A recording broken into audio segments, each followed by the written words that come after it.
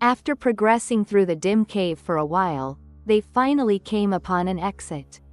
However, that exit was something very strange. On the other side of the cave's exit, it was clearly underwater. And although there was nothing separating the other side of the exit from this side, there was no sign of water flowing in. We will swim from here to Oceanus, Glenn said as he turned back, and then he entered the wall of water. The moment he entered the water, Glenn transformed into a mermaid. Let's go. Almayan smiled as she gently touched Chris's back, who was standing still. Nodding back at Almayan, Chris gently reached out his hand towards the wall of water. Suddenly feeling as if he might be sucked in, Chris instinctively pulled his hand back. Standing next to the hesitant Chris, Almayan said, "No problem." Then, while keeping her gaze on Chris, she slowly stepped into the water to demonstrate. Chris boldly plunged both hands into the water. Then Chris's body was immediately sucked into the water. After waiting for Chris, Glenn and Almayan moved ahead. As far as the eye could see, there was nothing around, and the seabed plain stretched endlessly. No matter where he looked, it was the same scenery. In that world dominated by silence, the only sounds that reached Chris's ears were his own heartbeat and breath, without encountering any living creatures. As Chris followed Glenn, who seemed to be wandering aimlessly, the scenery finally began to change. Several raised hills appeared, and on top of them, a giant turtle was swimming. It was a very large turtle, about 10 meters in diameter. Even as they passed by, the turtle showed no signs of concern. As Chris was distracted by the turtle swimming gracefully, he was suddenly pulled by Almayan. Come over here. He went down, and following the instructions, Chris hid himself in the shadow of the hill. Glenn was hiding and observing the situation ahead. In the direction Glenn was staring, several giant plesiosaurs were swimming. On top of them, each had an underwater dweller straddling it, looking around as if to keep watch. There is Oceanus ahead. Glenn pointed forward. Considering the worst-case scenario, it would be better for Chris not to be seen by the Watchers while he is with us. If he is seen with either me or you, there is a possibility that Chris's true identity as Chosen One will be revealed. Glenn said to Almayan. So, first, let's head towards me and you. If I bring the Princess of His Majesty Gion, the soldiers will accompany us all the way to Oceanus for protection. In the meantime, Chris, you should sneak in while avoiding the Watcher's eyes. Glenn spoke as if it were quite easy, but for Chris, who had no idea where he was, that task seemed utterly impossible. But where should I go? If you go straight ahead, there is a large forest of seaweed. For now, please enter there. Once you get there, the Watcher's eyes will weaken, and if you hide in the forest, you won't have to worry about being found. After that, there is a valley beyond the forest. The island floating beyond that valley is Oceanus. Once you get there, there will be many visitors from outside, so you don't have to worry. It should be fine to blend in with the other visitors. Also, please take this. Glenn said as he took off a large pendant hanging from his neck and handed it to Chris. The top was a gold pendant with a pattern resembling a snowflake. That pendant is only handed to those recognized by the royal family of Lemuraria. Even if you are stopped by the guards, there will be no problem as long as you are wearing it. You will be released soon. Once you enter Oceanus, please come to Faunus Square at the northern edge. We will meet again there. Glenn said with a smile. Then he nodded to Almayan and looked at Chris once more. Is that all right? When Glenn asked, Chris instinctively replied, yes. Since the Prince of Lemuraria says it's fine, it must be all right. And if it doesn't matter if surveillance finds me as long as I wear the pendant, it shouldn't be that hard. To dispel his anxiety, Chris stared at the pendant and nodded once more. Seeing Chris, Glenn smiled contentedly and swam towards the area with the surveillance. Although Almayan showed a worried expression, she smiled at Chris before following after Glenn. Chris was left alone and suddenly overwhelmed by anxiety. Having a pendant might not make it difficult to enter the Oceanus. However, since there are dinosaurs like plesiosaurs, there might also be giant sharks. Thinking that way, Chris was overwhelmed by the urge to leave this place as soon as possible.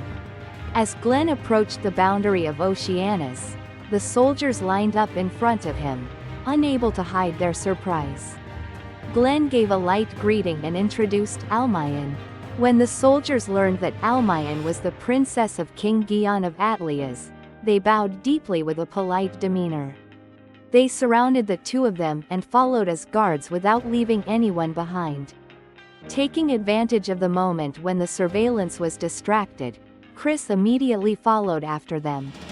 Moving forward while hiding behind rocks and seaweed, keeping a safe distance. However, the surveillance showed no signs of looking back, and following was easier than Chris had anticipated.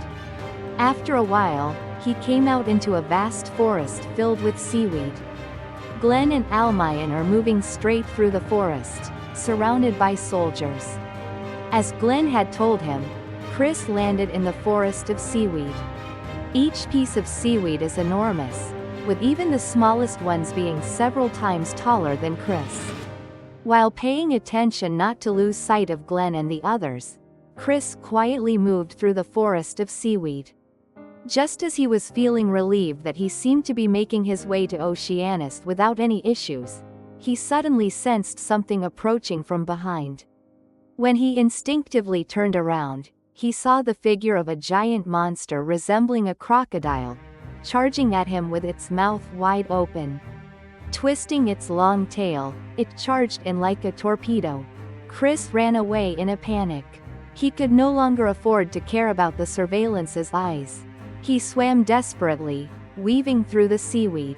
Chris's swimming speed was considerable, but the monster's speed surpassed it even more. The gap closed rapidly. In front of Chris, who turned around, countless fangs were closing in. It was the moment he resigned himself to death. Suddenly, a voice shouted, "Mosariah," from somewhere. The monster stood frozen in place with its mouth open. Then, slowly turning around in that position, there was a boy. The monster closed its open mouth, looked down like a reprimanded pet dog, and cautiously swam towards the boy. What a relief. Chris let out a sigh of relief. Sorry about that, are you okay? The boy asked Chris after poking the monster. From his appearance, he looked like he was about the same age as Chris, a typical underwater dweller with blue skin. His eyes were golden, and his shoulder-length hair had a color that was a bit greenish gold. But Chris thought that even though he looked like a child, he might actually be super old like Clare when converted to the surface world's age. Chris nodded back at the boy and replied, "I was a little surprised." Chris really thought he might die, but he tried to remain as calm as possible. What are you doing here? The boy asked, casually straddling the monster's neck. Well, Chris, who never expected to meet someone in a place like this, hesitated, unable to come up with an excuse. You're not from around here, are you? Where did you come from? I came from the underground world. An underground dweller? The boy asked back in surprise. Even though you're from the underground world, are you okay in the seabed? Yeah, well, Chris replied, and the boy said, That's unusual," before staring intently at Chris's face as if searching for something. But why is there an underground dweller all alone in a place like this? There are wild Delurks like Mosariah around here, and Monrolago also appears, so it's dangerous. Oh, yeah. Chris didn't understand the words Delurk or Monrolago, but it seemed there were many dangerous creatures around. He was truly terrified to learn that it was such a dangerous place. Don't you have any companions? Well, Huh? You, that. As Chris struggled to respond, the boy pointed at the pendant Chris wears. Clearly, the boy's complexion changed. Why do you have something like that? The boy asked with a mix of surprise and anxiety. I got this from Glenn. Chris answered honestly, though he was worried that there might be something wrong. Is that Prince Glenn? Chris nodded. You know the prince even though you're an underground dweller? Well, yeah. Chris answered, convincing himself that he wasn't lying, even though he had just met Glenn a moment ago. Is that true? That's amazing. I admire Prince Glenn. He's truly a great hero. It's thanks to him that I can take pride in being an underwater dweller like this. The boy said, with his eyes shining. So, why are you here? Did you fall off the ship or something? Oh, yeah, actually, that's true. I got separated. Chris, who couldn't think of a good excuse, decided to go along with the boy's words for the time being. I see, you're going to Oceanus, right? If so, I'll guide you. Really? Yeah, it's just over there. Besides, if you're a friend of the prince, I can't just not help you. The boy's offer was genuinely appreciated. Chris felt a bit lonely on his own, and he didn't seem like a bad person. I'm Boralc, and this is Mosariah, nice to meet you. The boy said, lightly tapping the head of the monster he was riding. I'm Chris, nice to meet you too. Chris introduced himself, and Boralc pointed behind him, beckoning to get on Mosariah. Mosariah had become completely docile, as if its fangs had been pulled away. All right, let's go. Boralc instructed Mosariah after confirming that Chris had ridden on. Mosariah's swimming speed was astonishing. It seems that what was chasing Chris earlier was merely a game. It was over in an instant to pass through the forest of seaweed that seemed to stretch on forever. Beyond the forest was a cliff, and on the opposite shore, there was a massive island floating in the water. The upper part of the island was blurred as if shrouded in a thin mist. Several ships were coming in and out of the island. Is that Oceanus over there? Chris asked, pointing at the giant island floating in the seabed. What, you've never been there before? No, actually it's my first time. I see. Boralc turned around and stared at Chris's face as if to scrutinize him. You know, people are gathering from all over to this Oceanus. I don't know why, though. Boralc said as he turned back around. According to rumors, they're here searching for the water crystal element, aqua. Crystal element? Chris asked, pretending not to understand. You don't know about crystal elements? No, I don't. I see, I thought maybe that was your purpose too, but then again, it makes sense that a kid like you wouldn't be involved. Boralc laughed to himself. While Chris wore a forced smile, he became more convinced that, as Almayan and Glenn had said, it was undoubtedly true that there was aqua in Oceanus. As they approached Oceanus, they began to see more and more figures of underwater dwellers riding monsters like plesiosaurs and Mosalia. Mosariah pushed forward under the massive island without slowing down, avoiding the passing ships. The size of the island was quite substantial. Even though they had made considerable progress, it was still impossible to see how far ahead it continued. The bottom of the island was filled with tunnel-like holes scattered like a beehive, where ships, spacecraft, and even underwater dwellers ascended and entered each tunnel.